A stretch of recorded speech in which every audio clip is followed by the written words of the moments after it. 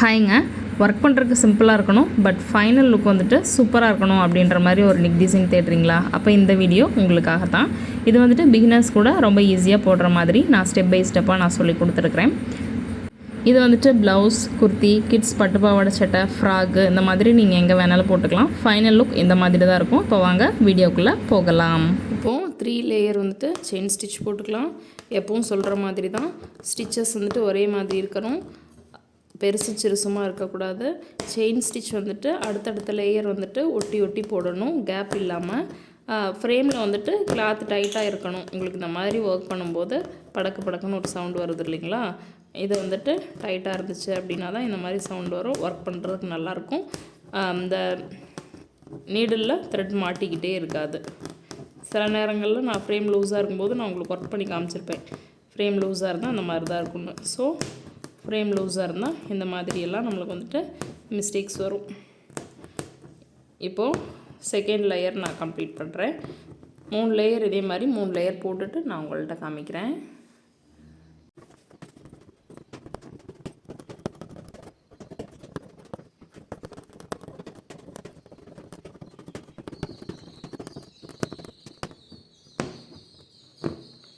இப்போது இங்கே வந்துட்டு எண்ணாட் போட்டு ஃபினிஷ் பண்ணிடலாம். எண்ணாட் போடும்போது ஒரு நாட்டில் உங்களுக்கு திருப்தி இல்லை அப்படின்னா செகண்ட் நாட் கலண்டுருமோ அப்படின்ற பயம் இருந்துச்சு அப்படின்னா ரெண்டாவதாக ஒரு எண்ணாட் போட்டுக்கோங்க. இப்போது கட் பண்ணிடலாம். கட் பண்ணிவிட்டு நான் வந்துட்டு 3 லேயர் செயின் ஸ்டிச் மட்டும் போட்டிருக்கேன். நீங்கள் வந்துட்டு 5 லேயர் கூட போட்டுக்கலாம். பீடு எந்த அளவுக்கு போடுறீங்களோ அந்த அளவுக்கு வந்துட்டு உங்களுக்கு பார்டர் அகலமாக கிடைக்கும். அதுக்குன்னு 7 லேயர் 8 லேயர் தேவைப்படாது. நம்ம எந்த அளவுக்கு கொடுக்குறோமோ அந்த அளவுக்கு வந்துட்டு பார்டர் வந்துட்டு அகலமாக இருக்கும். ப்ளஸ் அதுக்கப்புறம் கொடுக்குற பீட்ஸ் வந்துட்டு அடி வாங்காமல் இருக்கும். சரிங்களா? இப்போ வந்துட்டு நான் கோல்டன் கலர் டியூப் பீடு எடுத்திருக்கேன். சின்னதாக இருக்கும் இல்லைங்களா, அந்த டியூப் பீடு. கட் பீடு இல்லை, கட் பீடை விட கொஞ்சம் பெருசாக இருக்கும்.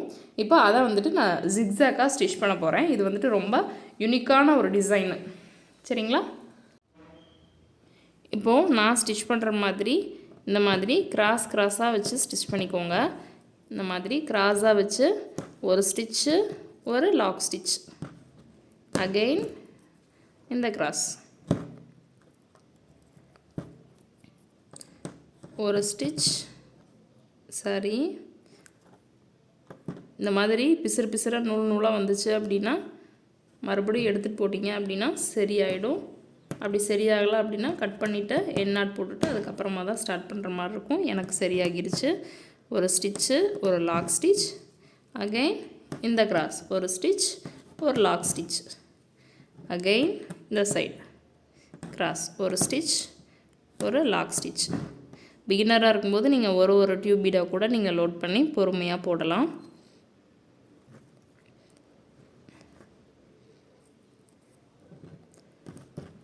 ஒரு ஸ்டிச், ஒரு லாக் ஸ்டிச், அகெயின் கிராஸ், ஒரு ஸ்டிச், ஒரு லாக் ஸ்டிச். ஃபுல்லாக கம்ப்ளீட் பண்ணிவிட்டு நான் உங்கள்கிட்ட காமிக்கிறேன். இப்போது கட் பீடும் சீக்வன்ஸும் நான் எடுத்திருக்கேன். இங்கேருந்து நம்ம ஸ்டார்ட் பண்ணுவோம். இந்த இடத்த விட்டுறலாம். இங்கே வந்துட்டு இந்த மாதிரி உள்ளே போன மாதிரி இருக்கு இல்லைங்களா, குழியாக, அந்த இடத்துல நம்ம ஸ்டார்ட் பண்ணலாம். வி ஷேப்பில் தான் நம்ம ஸ்டிச் பண்ண போகிறோம். எப்படி அப்படின்னாக்கா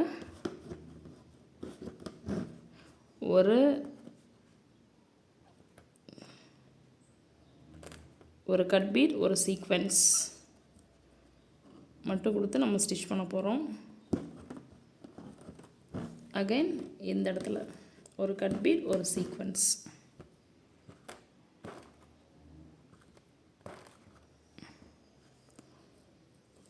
ஒரு கட் பீடும் சீக்வென்ஸையும் அந்த பக்கம் கொடுத்து நம்ம ஸ்டிச் பண்ண போகிறோம். சென்டர்லேயும் அதே.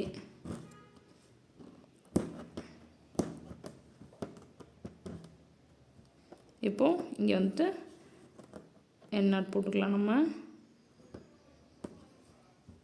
இங்கே வந்துட்டு நம்ம லாங் ஃப்ரெஞ்ச் நாட் போடணும். த்ரெட் எடுத்து லாங் ஃப்ரெஞ்ச் நாட். அடுத்தது இந்த இடத்துல வி ஷேப்பில் ஒரு கட் பீட், ஒரு சீக்வென்ஸ். கொஞ்சம் எக்ஸ்பீரியன்ஸ் ஆகிட்டிங்கன்னா இந்த மாதிரி 3ஐயும் சேரவே லோட் பண்ணிக்கலாம். கொஞ்சம் ஒர்க் வந்துட்டு உங்களுக்கு இன்னும் கொஞ்சம் ஃபாஸ்ட்டாக கம்ப்ளீட் ஆகும். கொஞ்சம் விடுறது கரெக்டாக விடணும், இல்லைன்னா எல்லாம் சேர விழுந்துடும்.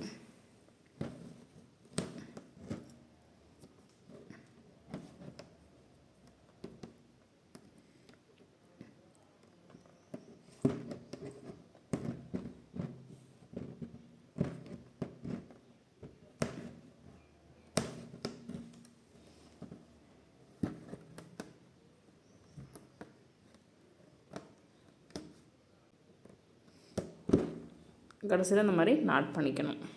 மறுபடியும் இந்த கேப் விட்டுட்டு இந்த கேப்பில் நம்ம ஸ்டார்ட் பண்ணலாம். ஒரு முறைக்கு 2 முறை நான் காமிக்கிறேன், நீங்கள் கரெக்டாக போடணும் அப்படின்றதுக்காக.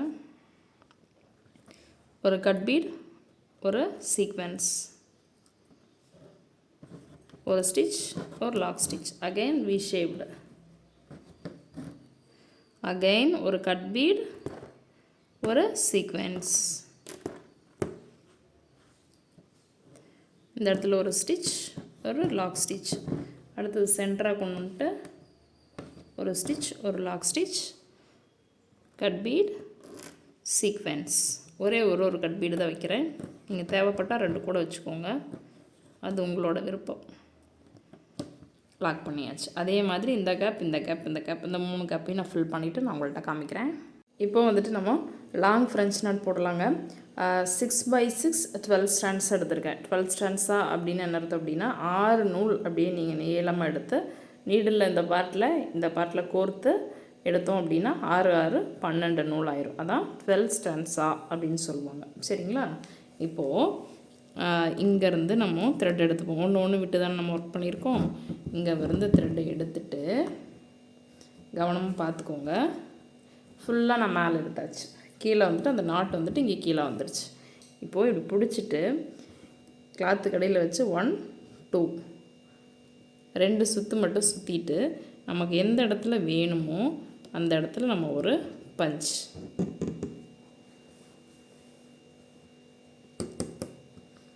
பொறுமையாக தான் இழுக்கணும். ஏன்னா நம்ம கட் பீட்டில் ஒர்க் பண்ணியிருக்கோம், மாட்டி சிக்காயிடும். ஒரு ஃப்ரெஞ்ச் நாட் போட்டாச்சு, லாங் ஃப்ரெஞ்ச் நாட். அகைன் இந்த பக்கம் ஒரு ஃப்ரெஞ்ச் நாட் போட்டு சென்டரில் ஒன்று போடணும். பட் நமக்கு இடம் இல்லை, பார்ப்போம். கட் பீட்டில் த்ரெட்டு மாட்டிக்கிட்டே இருக்குது. 2 ஃப்ரெஞ்ச் நாட் போட்டுட்டு சென்டர்லேருந்து ஒரு ஃப்ரெஞ்ச் நாட் நம்ம போடணும். பட் இடம் கொஞ்சம் கம்மியாகவே இருக்குது. நீங்கள் கொடுக்கும்போது இந்த ஜிக்ஸாக் மட்டும் வந்துட்டு இன்னும் கொஞ்சம் விரிஞ்ச மாதிரி கொடுத்தீங்க அப்படின்னா ஓகேவாக இருக்கும்னு நினைக்கிறேன். அடுத்தது இந்த கேப்பில் ஒரு சுற்று, 2 சுற்று சுற்றிட்டு ஃப்ரெஞ்ச் நாட் போட்டுடலாம். இந்த டிசைன் வந்துட்டு போடுறதுக்கு ரொம்ப ஈஸி. பட் இப்போலாம் ட்ரெண்டிங்கில் ரொம்ப சிம்பிளாக இருக்கக்கூடிய டிசைன் இந்த மாதிரி தான் இருக்கும். உங்கள் ப்ளவுஸில் போட்டு பாருங்கள், ரொம்ப அழகாக இருக்கும்.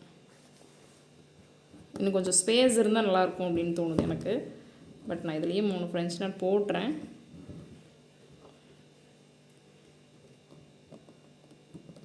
இதுக்கு 2க்கும் சென்டரில் இருந்து த்ரெட் எடுத்துகிட்டு இன்னொரு ஃப்ரெஞ்ச் நாட் போட்டுருவோம். இது கொஞ்சம் ஸ்பேஸ் கம்மியாக தான் இருக்குது.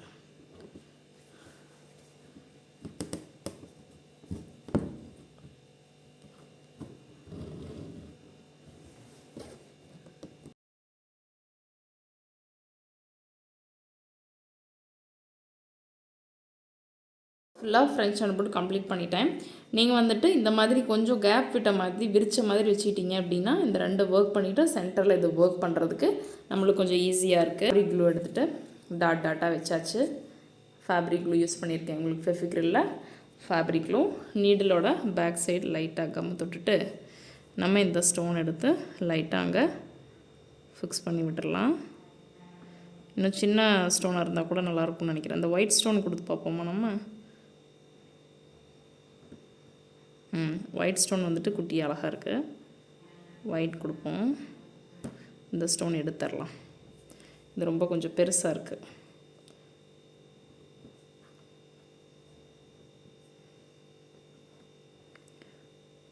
இந்த டிசைன் உங்களுக்கு பிடிச்சிருக்கு அப்படின்னா கீழே பிடிச்சிருக்கு இந்த டிசைன் பிடிச்சிருக்கு சிஸ்டர்னு சொல்லுங்கள். எனக்கு ஒரு மோட்டிவேட்டாக இருக்கும். நிறையா நெக் டிசைன் வீடியோ போடுறதுக்கு எனக்கு வந்துட்டு இன்ட்ரெஸ்ட் வரும். இதே மாதிரி நெக் டிசைன் வீடியோ நீங்கள் எதிர்பார்க்குறீங்களா, இல்லை நெக் டிசைன் வீடியோ வேண்டாம் போர் அடிக்குது அப்படின்னு நினைக்கிறீங்களா அப்படின்றத மறக்காமல் எனக்கு கமெண்ட் பண்ணுங்கள். ஒரு 4-5 ஸ்டோன் எடுத்ததுக்கப்புறம் ஒன்ஸ் மறுபடியும் க்ளூ தொட்டுக்கோங்க.